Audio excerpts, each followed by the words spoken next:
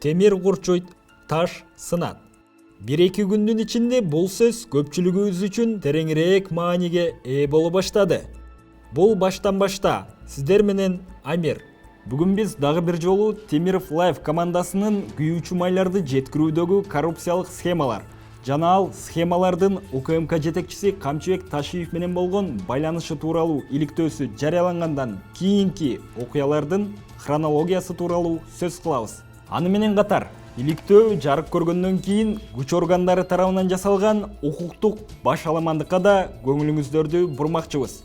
Анда эмесе ирети менен Темиров Life командасы Ташиевдин кланынын күйүүчү майларды жеткирүүдөгү коррупциялык схемаларга катыштыгы бар экени тууралуу иликтөө жарыялады.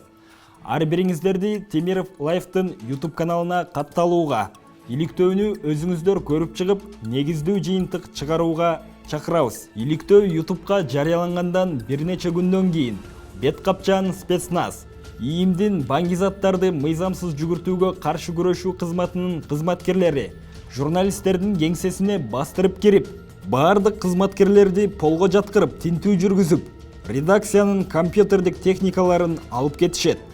Болот Темировдун арткы чөнтөгүнөн кандайдыр бир затты алып чыгышат. Окуянын күбөсү редакциянын кызматкеринин айтымында күч кызматкерлери өздөрү белгисиз затты кантип салып коюшканын көргөн. Ошол эле кызматкер баары камалган кеңсенин ачык эшигинен күч органдары алардын техникаларын, тагыраак айтканда видео байкоо жазууларын алып кетип жатканын айтууга үлгүрөт. Бул кырдаалда эмне туура эмес болгон? Эмне үчүн журналисттерди тинтүүгө атайын спецназ тартылып, ал эми Матраимовду жакшынакай май куюучу жайда кармашкан? Эмне үчүн бардык тергөө иш-чаралары кайсыл бир кыздын Болот аны баңгизат колдонууга мажбурлады деген арызынын негизинде жүргүзүлсө, биз ал кыздын ким экендигин дагы деле биле элекпиз. Болотко күч органдары өздөрү ал затты таштап койду деген жетиштүү далилдер дагы бар. Эң негизгиси, эгер Болот Темиров баңгизатын колдонгон же тараткан деп шектелген болсо, эмне үчүн башка журналисттердин техникаларын жана видео байкоо камераларындагы жазууларын тартып алуу керек? Эмне үчүн адвокаттардын журналисттерге кирүүсү кыйынга турду? Эмне себептен ага тоскоолдук жаратышты? Болот Темировдун өзүн ошол эле күнү Бишкек шаардык ички иштер башкы башкармалыгына, андан кийин наркология бөлүмүнө алып барышып, бардык анализдери таза чыккан. Бирок алар аны кое беришкен жок. Ал учурда Болот Темировдун кесиптештери Болот Назаровдун да дайынсыз жоголгонун кабарлашкан. Акын чыныгы акындардай бийликти бетке айтып сындаганы менен атагы чыккан. Эң негизгиси ал төккөн ырларынын мазмунун Темиров Life'тын иликтөөлөрүнө негиздейт. Башкача айтканда, бул жөн гана чыгармачылык эмес, чыгармачылык аркылуу далилденген жана ишенимдүү фактыларды айтуу. Кийинчерээк күч органдары Болот Назаровду да кармап, анын канынан кандайдыр бир зат аныкталганын айтышат. Анын кармалганы тууралуу маалымат тарагандан кийин Ташиев менен Жапаровдун жакын санаалаштарынын бири Facebook'та Болот акын делген видеону жарыялаган. Бирок экөө тең видеону бир аздан кийин өчүрүшөт. Акындын жубайы ошол эле учурда видеодогу адам анын күйөөсү эмес, такыр башка адам экенин билдирет. Журналисттердин тайманбас күжүрмөн ишинин аркасында биз укуктардын аяосуз тебеленип, сөз эркиндигине кысым болуп жатканына күбө болдук. Көпчүлүгү нааразы болуп, эртеси эртең менен активисттер жана тынчсызданган жарандар Бишкек, Ош жана Каракол шаарларына тынчтык митингине чыгышты. Митингчилерге Ички иштер министрлигинин өкүлү чыкты. Провокаторлор да байкалган. Бирок жанында турган милиция кызматкерлери чагымга чара көрүү өтүнүчүнө көңүл бурбай, тескерисинче митингке чыккан кыздарды күч менен түртүп чыгарууга аракет кылышкан. Милиция кызматкерлери митинг өтүп жаткан Ички иштер министрлигинин имаратына чейин бир топ патрулдук унааларды айдап келишкен. Эмне үчүн биздин салыктан каржыланган милиция бизди коргобойт? Эмне үчүн алар провокаторлордун чагымын этибарга албай коюшу? Кадимки эле көрүнүш. Кийилип турган форманын ар намысы жөнүндө такыр сөз деле жок. Эмне үчүн патрулдук унааларды тынч митингке айдап келишет? Эгер алар провокаторлордун чагымынан митингчилерди коргой албаса, шаардын коопсуздугун камсыздоо боюнча алардын башка жумушу жокпу? ИИМдин өкүлү түшүнүксүз интервью берип жатканда УКМКнын башчысы Ташиев өзү журналисттер үчүн маалымат жыйын өткөрүп, Болот Темировдун иликтөөсүндө аталган компанияларды бир нече жолу кеңири түшүндүрүүгө аракет кылды. Кое тургула, урматтуу Камчыбек мырза.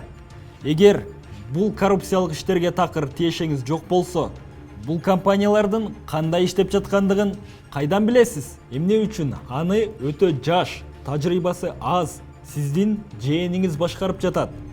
Эгер ал ошондой эле акылдуу, билимдүү болсо, эмне себептен тергөөгө маданияттуу жооп бере албай, дем алыш күнү Таекесин, УКМК жетекчисин маалымат жыйын берүүгө мажбур кылат? Эмне үчүн Темировдун каналындагы маалыматтын 90% жалган деп айттыңыз? Басым көрсөтпөй, баңгизат таштабай, өз сөзүңүзгө далил келтире аласызбы? Камчыбек Ташиев пресс-тур өткөрүп, иликтөө жүрүп жаткан мамлекеттик ишкана ачык айкын иштеп жатканын көрсөттү. Бирок Темиров Лайфтын журналисттери өз иликтөөсүндө Жалал-Абад мунай заводунун кандай иштеп жаткандыгы жөнүндө эмес, 2 күндө 37 миллион сом тапкан ортомчу компаниянын пайда болгондугу жөнүндө айтышат. Бул пайданы мамлекеттик ишкана өзүнө алса болмок да, туурабы? Иликтөө Жалал-Абадтагы нефтини кайра иштетүүчү заводко эмес, ортомчу компанияга тиешелүү болсо, эмне себептен өлкө бюджетинин эсебинен мамлекеттик ишкананы көрсөтүүгө журналисттерди жиберип жатасыңар? Бул жерде дагы такыр логика жок. Айыпсыздык презумпциясын унутуп койгон. Белгилүү адамдардын баңгизатынын колдонушу жана башка жарандарды колдонууга көндүрүп жатканы мени өкүндүрөт деп акын Болот Назаровду шыбаган ички иштер министри Уланбек Ниязбеков да аябай өзгөчөлөндү. Бул этиканы, айыпсыздык презумпциясын бузуу болуп саналат. Тергөө бүтмөйүнчө, анын жыйынтыгы кандай болорун алдын ала билмейинче, мындай жыйынтык чыгарбоо керек. Бул учурда сиздин сөзүңүзгө такыр ишеним жок. Тергөө амалдарынын жүрүшүндө кандай жыйынтыкка келесиз, маанилүү эмес. Бирок Кыргыз Республикасынын ички иштер министри айыпсыздык презумпциясын бузуу фактысы ачык бойдон калууда. Албетте, бул баарыбызды өкүндүрбөй койбойт. Эмне үчүн ички иштер министринин орун басары Нурбек Абдиев төкмө акындарга наркомандарды колдогону келдиңерби деп айтты. Бул жерде маданият министринин өкүлчүсү турат экенсиңер. Эмне силер наркотик зат колдонгондорду колдоп берип атасыңарбы? Аларды антип атаганга анын кандай акысы бар эле? Ушуну менен баары бүттү деп ойлосоңуз, жыйынтык чыгарууга такыр шашпаңыз. Көп өтпөй Болот Темиров менен Болот Назаровдун эки тарапташы митингден кийин Ленин райондук ички иштер бөлүмүнө алып келинип, ур токмокко алынганы белгилүү болду. Күч түзүмдөрүнүн жана бийлик өкүлдөрүнүн журналисттерге карата жасалган ыкмалары жөнүндө суроолор аябай көп. Булар кызмат абалынан кыянаттык менен пайдалануу, адвокаттарды журналисттерге киргизбей коюу, тинтүү жана камакка алуу тартиби, салык төлөөчүлөрдүн коопсуздугу сакталбагандыгы жана мунун баары Темиров Лайфтын иликтөөсү жарыялангандан кийин башталганы деген сыяктуу суроолор. Азыр журналисттерге колдоо көрсөтүүнүн эң жакшы жолу бул иликтөөнү көрүп чыгып, аны көбүрөөк адамдар менен бөлүшүү. Биз эң жакшы Кыргызстанда жашагыбыз келет. Жеке адамдардын мамлекеттик бюджеттин эсебинен өз чөнтөгүн байытууга жол бербейли. Эгер сиз бул мыйзамсыздыкка, журналисттерге болуп жаткан кысым көрсөтүүгө каршы болсоңуз, анда сиз акыл эстүү адамсыз. Бул баштан башта биздин каналга катталыңыз, лайк басканды унутпаңыз.